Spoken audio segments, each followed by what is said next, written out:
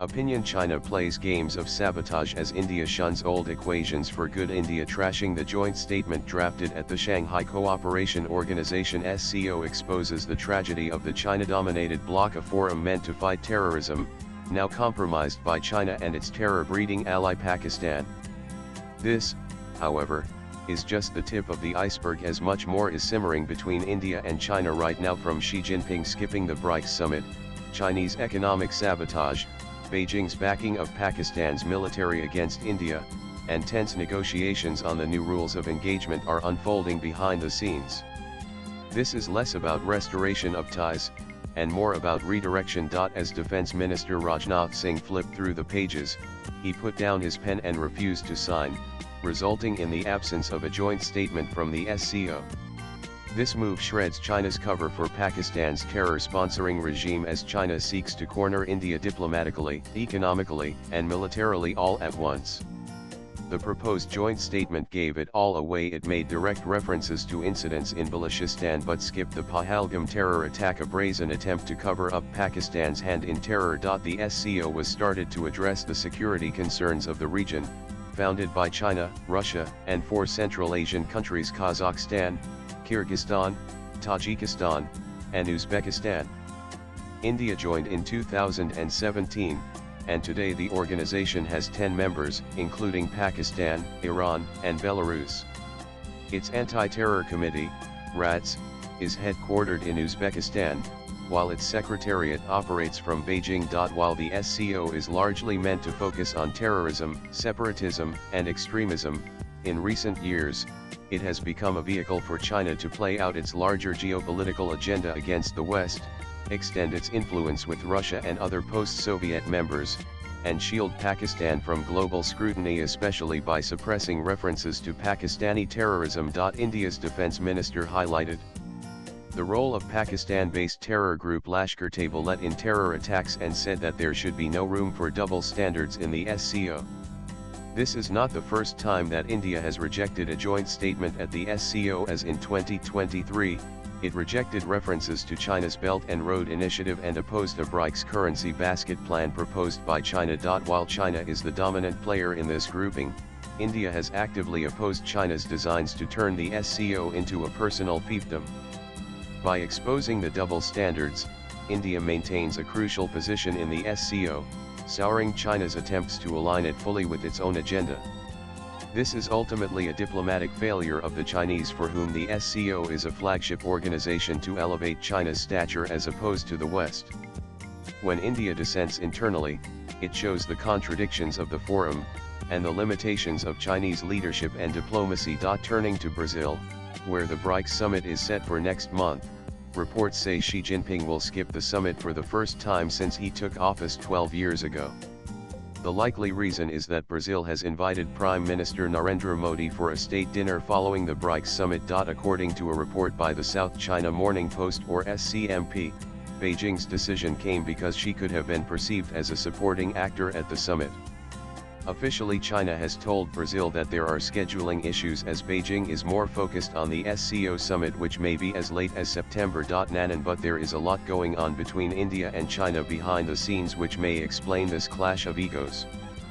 Post-Galwan relations between India and China froze until a mild thaw in 2024, when PM Modi met Chinese President Xi on the sidelines of the BRICS summit in Kazan, Russia.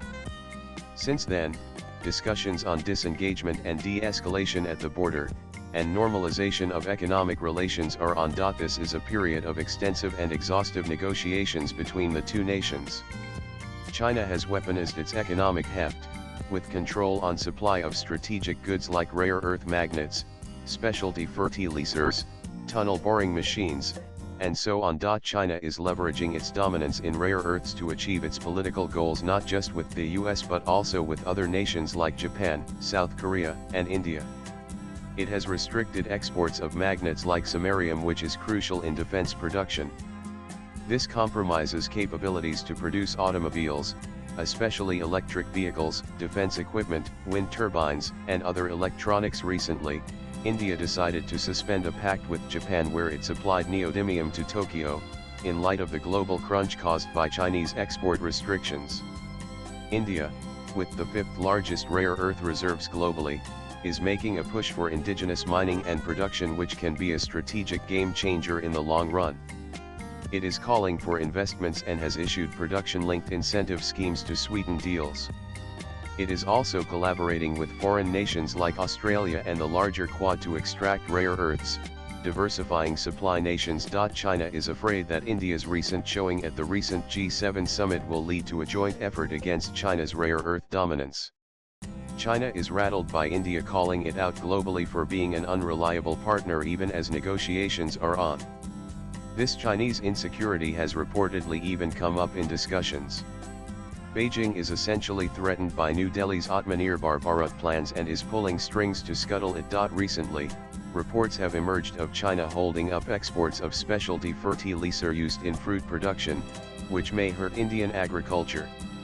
A similar non-tariff barrier was seen with tunnel boring machines built by a German firm in China, bought and paid for by India, but delivery to India held up by Chinese authorities. Such tactics are being used across sectors to deter companies from moving to India.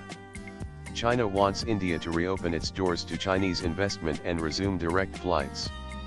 These are essential for sustaining economic linkages, but India has remained cautious, especially given Beijing's opaque policies and supply chain manipulation. China is also eager to showcase the resumption of the Kailash Mansarovar pilgrimage as a gesture of goodwill, highlighting supposed efforts to boost people-to-people ties. But this should not fool anyone. At the same time, China continues to support Pakistan militarily against India and shields its terror-wielding hand in every global forum, including the UN. Chinese missiles, drones and fighter jets were used extensively by Pakistan during India's Operation Sindoor. Moreover, a recent interview by Defense Minister of Pakistan, Khwaja Asif, confirmed China has been sharing intelligence against India with Islamabad. This is China using every trick in the book from diplomatic to economic and military to contain India, scuttle its self-reliance push, and stall its arrival as a great power on the world stage, an inevitability it fails to digest. And yet dialogue continues with new terms of engagement being negotiated. Swipe left for next video. Rather than returning to old equations as the Chinese hope, India is preparing for a future where China cannot easily undermine Indian interests. India is simply unrelenting on all counts, navigating through the Chinese challenge diplomatically with certainty and precision, and prioritizing its military goals and economic ambitions above all. While the question of preparedness throws up a significant challenge for India's leadership, indications are that the pivot to self-reliance is a strategic shift that China cannot stop. And that explains Chinese frustration in backroom talks. Latest blogs.